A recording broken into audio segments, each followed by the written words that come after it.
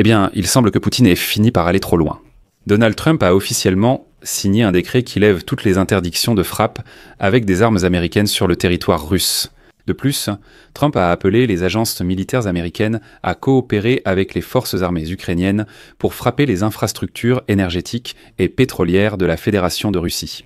Le Wall Street Journal écrit aujourd'hui que les États-Unis fourniront à l'Ukraine des renseignements pour des frappes de missiles à longue portée contre les infrastructures énergétiques de la Russie. Eh bien, en ce moment même, l'administration Trump pèse la décision de transférer à Kiev des types d'armes plus puissants qui permettraient de frapper un large éventail de cibles sur le territoire russe. Et donc, en plus des missiles Tomahawk, d'autres options assez intéressantes sont également discutées.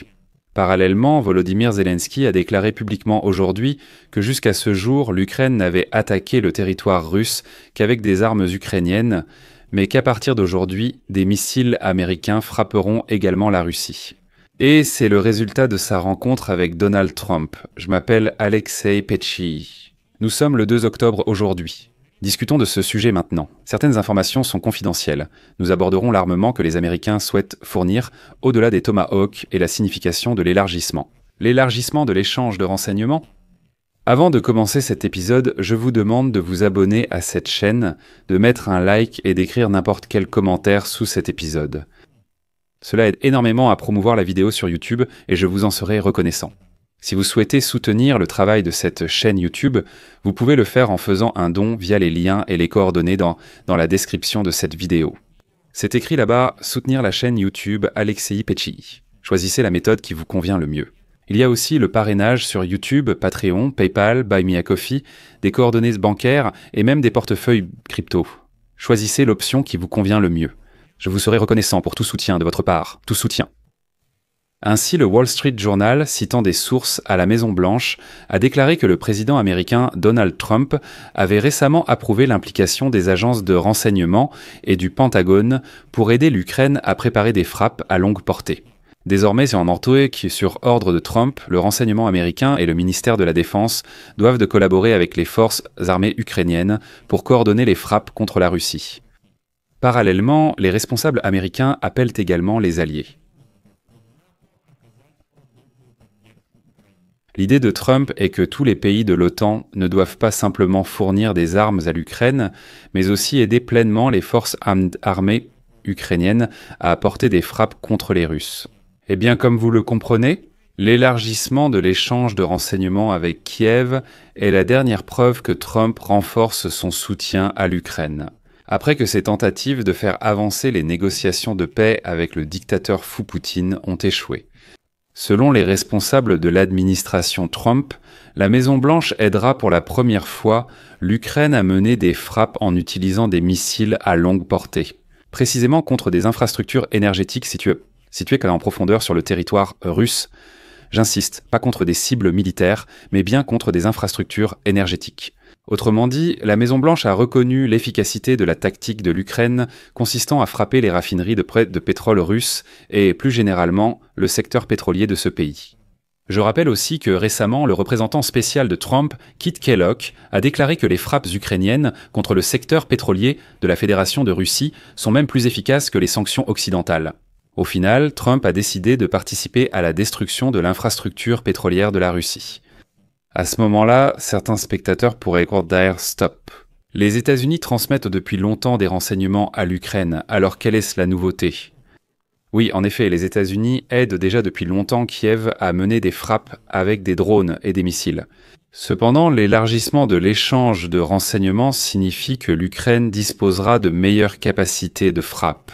Je souligne des raffineries de pétrole, des oléoducs, des centrales électriques et d'autres installations loin de ses frontières. L'objectif principal maintenant est de priver le Kremlin des revenus pétroliers nécessaires à la poursuite de la guerre. Avant, les États-Unis restreignaient plus l'échange de renseignements territoriaux. C'est-à-dire, par exemple, qu'aucune information n'était donnée là-bas sur, je ne sais pas, l'état et l'emplacement de certains sites énergétiques en Russie. Selon d'autres responsables de l'administration Trump, les États-Unis envisagent également de transférer à l'Ukraine des missiles Tomahawk, ainsi que des missiles Barracuda et d'autres missiles américains à lancement terrestre et aérien d'une portée d'environ 800 km. Dans le même temps, selon eux, la décision d'envoyer ou non des armes, et si oui, lesquelles précisément, n'a pas encore été prise. Donc si vous avez sûrement déjà entendu parler du Tomahawk, il est possible que vous n'ayez pas entendu parler du Barracuda. Le Barracuda est un nouveau missile de croisière léger, un drone équipé d'un turboréacteur développé par la société Anduril Industries, qui n'a été mis en service qu'en 2024. La portée du Barracuda varie de 220 à 925 km, cela dépend de la charge militaire. Elle a 45. La vraie particularité du Barracuda n'est pas sa puissance, mais sa vitesse. Grâce à son moteur à réaction, ces missiles volent à une vitesse de 900 km/h, c'est presque comme Storm Shadow. Autre avantage, ce missile drone peut être lancé depuis diverses plateformes.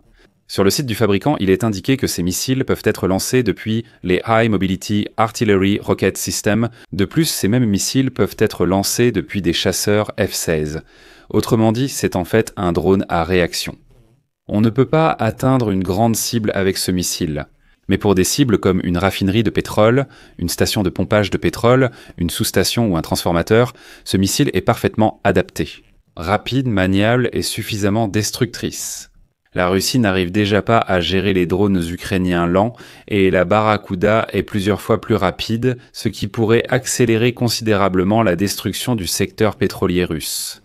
Ceux qui en Occident redoutent une escalade peuvent dire sans crainte que les États-Unis fournissent seulement des drones de combat ordinaires, pas de Tomahawk, ce ne sont que des drones. Et voilà, les renseignements combinés à des armes puissantes peuvent avoir un effet bien plus important que les précédents. Les frappes ukrainiennes sur le territoire russe causent des dégâts plus importants précisément à l'infrastructure énergétique. Et l'un des responsables américains a déclaré qu'avant de transmettre les informations correspondantes, les États-Unis attendent des instructions écrites de la Maison-Blanche. C'est-à-dire que Donald Trump a déjà signé un décret, mais en raison du shutdown actuellement en vigueur, certains responsables attendent de recevoir cette lettre directement. Et maintenant, c'est là que ça devient intéressant. Récemment, l'administration de Donald Trump a approuvé la vente à l'Ukraine de munitions à longue portée pour des missiles air-sol, capables de... Aujourd'hui, le 2 octobre, le président ukrainien Volodymyr Zelensky a déclaré que l'Ukraine utilise actuellement uniquement ses propres armes à longue portée pour frapper le territoire russe. Cependant, il a souligné qu'après une rencontre avec son homologue américain, Donald Trump, il est possible que l'Ukraine dispose de moyens supplémentaires pour répondre aux attaques russes.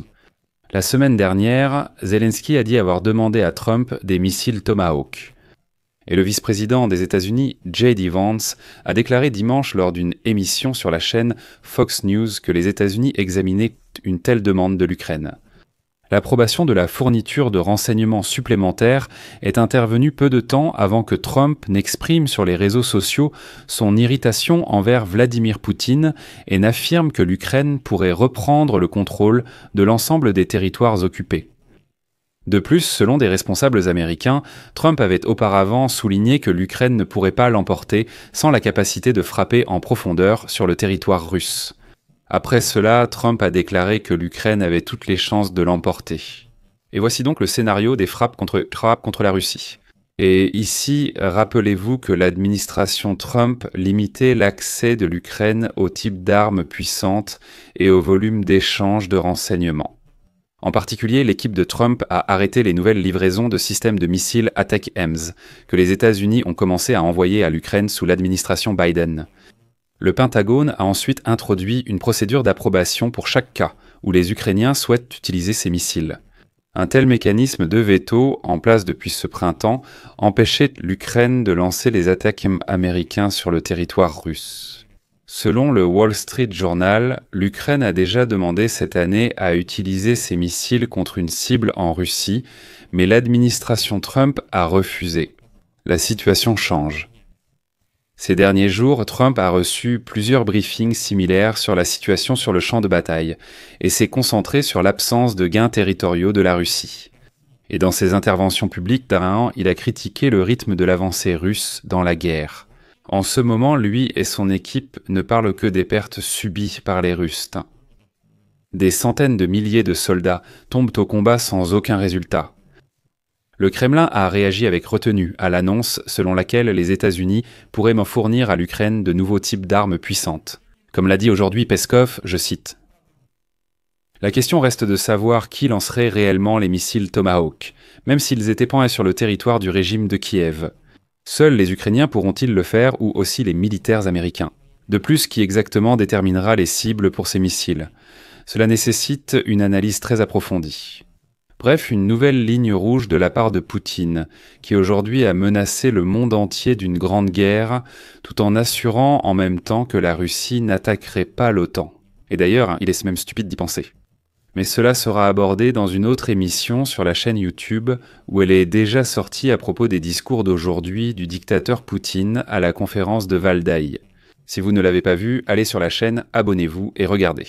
Ici, je mets des points de suspension. Donnez votre avis, écrivez vos conclusions dans les commentaires sous cette émission. C'est tout pour aujourd'hui, prenez soin de vous, au revoir à tous.